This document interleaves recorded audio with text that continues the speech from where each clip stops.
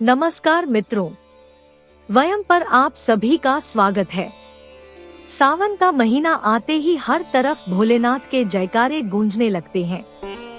प्रत्येक घरों एवं शिवालयों हर जगह वातावरण भक्तिमय हो जाता है। प्रकृति में भी हर तरफ हरियाली ही हरियाली रहती है। यानी कि ये कहें कि सावन मतलब प्रेम और भक्ति से भरा महीना है तो गलत नहीं होगा। यूँ तो प्रत्येक सोमवार का अपना महत्व है, लेकिन सावन के सोमवार का व्रत करने से अपार लाभ मिलता है। मान्यता है कि सावन में शिवजी की आराधना और सोमवार व्रत करने से वह अत्यंत शीघ्र ही प्रसन्न होते हैं और मनोवांछित सभी कामनाओं की पूर्ति करते हैं।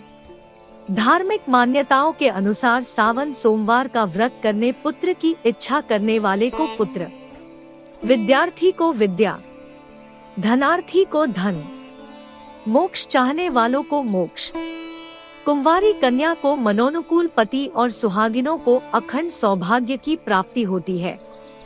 सावन के ऐसे ही शुभ अवसर पर हम आपको बताने जा रहे हैं सावन सोमवार व्रत की पावन कथा। तो आइए इस कथा को सुनकर भक्ति के सागर में खो जाते हैं।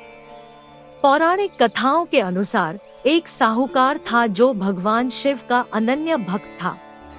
उसके पास धन धान्य किसी भी चीज की कमी नहीं थी, लेकिन उसकी कोई संतान नहीं थी और वह इसी कामना को लेकर रोज शिवजी के मंदिर जाकर दीपक जलाता था। उसके इस भक्तिभाव को देखकर एक दिन माता पार्वती ने शिवजी से कहा कि प्रभु, यह साहूकार आपका अनन्य भक्त है, इसको किसी बात का कष्ट है?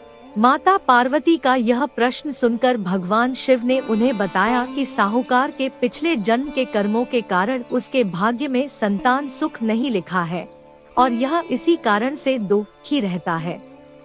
यह सुनकर माता पार्वती ने भगवान शिव से आग्रह किया कि वे उस साहूकार को संतान प्राप्ति का वर प्रदान करें।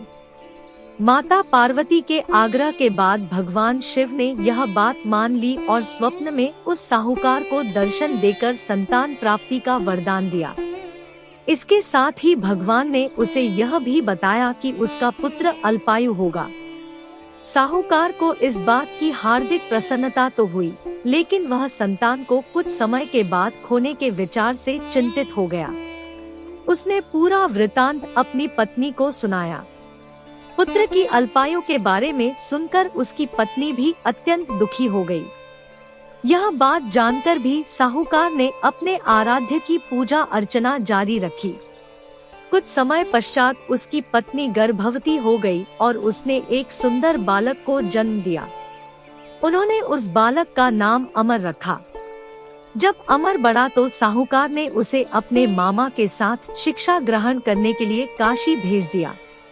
काशी जाने से पहले साहूकार ने बालक के मामा को कुछ धन दिया और कहा कि तुम जिस भी मार्ग से जाना वहाँ यज्ञ और ब्राह्मणों को भोजन अवश्य कराना। इसके बाद दोनों मामा भांजे काशी की ओर निकल पड़े। यात्रा करते हुए बालक और उसके मामा एक राज्य में विश्राम के लिए रुके। वहाँ पर राजा की पुत्री का विवाह हो रहा था, परंतु जिस राजकुमार का विवाह उस राजकुमारी से हो रहा था वह एक आंख से काना था और यह बात किसी को पता नहीं थी। राजकुमार के पिता को इस बात की चिंता थी कि अगर राजकुमारी को यह पता चल गया कि राजकुमार एक आंख से काना है तो वह शादी से मना कर देगी। इसलिए जब उसने साहूकार के पुत्र को देखा तो राजकुमार के पिता ने उससे राजकुमार की जगह मंडप में बैठ जाने का आग्रह किया। साथ ही उसने उस बालक से कहा कि वह विवाह के बाद इस भेद के बारे में किसी को न बताए। अमर उस राजा की बात मानकर दूल्हे के स्थान पर जाकर मंडप में बैठ गया।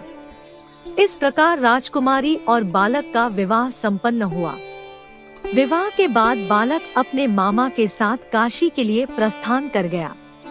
काशी जाने से पहले उस बालक ने राजकुमारी को पत्र के माध्यम से सब सच बता दिया। साथ ही यह भी बताया कि जिस राजकुमार से उसकी विदाई हो रही है वह दरअसल काना है। सत्य जानकर राजकुमारी ने उस राजकुमार के साथ जाने से मना कर दिया। वहीं दूसरी ओर मामा भांजे काशी पहुंच गए। वहाँ कुछ वर्ष रहने के पश्चात जब वह बालक 16 वर्ष का हुआ तो मामा भांजे ने एक यज्ञ का आयोजन किया। यज्ञ के समापन के बाद उन्होंने ब्राह्मणों को भोजन भी कराया और दान दक्षिणा भी दी। इसके पश्चात बालक की तबीयत खराब होने लगी।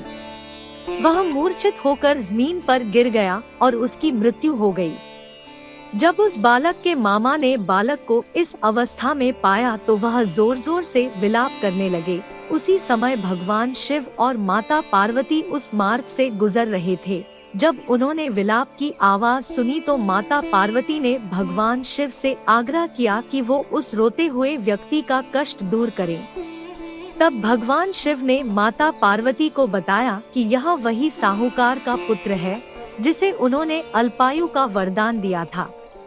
तब माता पार्वती ने कहा कि हे प्रभु, इस बालक का पिता पिछले कई वर्षों से सोमवार का व्रत करते हुए आपके समक्ष दीप जलाता है।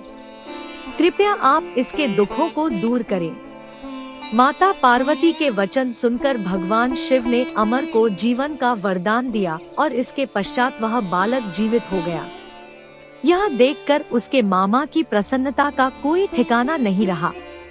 इसके बाद काशी से पढ़ाई पूरी करने के बाद वह दोनों वापस घर की ओर निकल पड़े। रास्ते में फिर से वह नगर पड़ा जहां अमर का विवाह वहां की राजकुमारी से हुआ था। जब राजकुमारी ने अमर को देखा तो वह उसे तुरंत पहचान गई। राजा ने भी प्रसन्नता पूर्वक अपनी पुत्री को अमर के साथ विदा कर दिया। वहीं दूसरी ओर साहूकार और उसकी पत्नी यह सोचकर अत्यंत दुखी थे कि कुछ वर्ष की आयु के बाद उनके पुत्र की मृत्यु हो जाएगी। लेकिन जब उन्होंने देखा कि उनका पुत्र अपनी वधू के साथ सुरक्षित घर वापस लौट आया है तो उनके सारे कष्ट दूर हो गए और उन्होंने प्रफुल्लित मन से उन दोनों का स्वागत किया।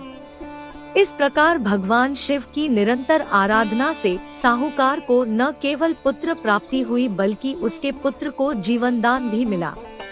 तो ऐसी है भगवान शिव की महिमा। आइए हम सब भी उन्हें प्रणाम करें। कथा सुनने के लिए बहुत बहुत धन्यवाद। हमें आशा कि आपको यह कथा अच्छी लगी होगी।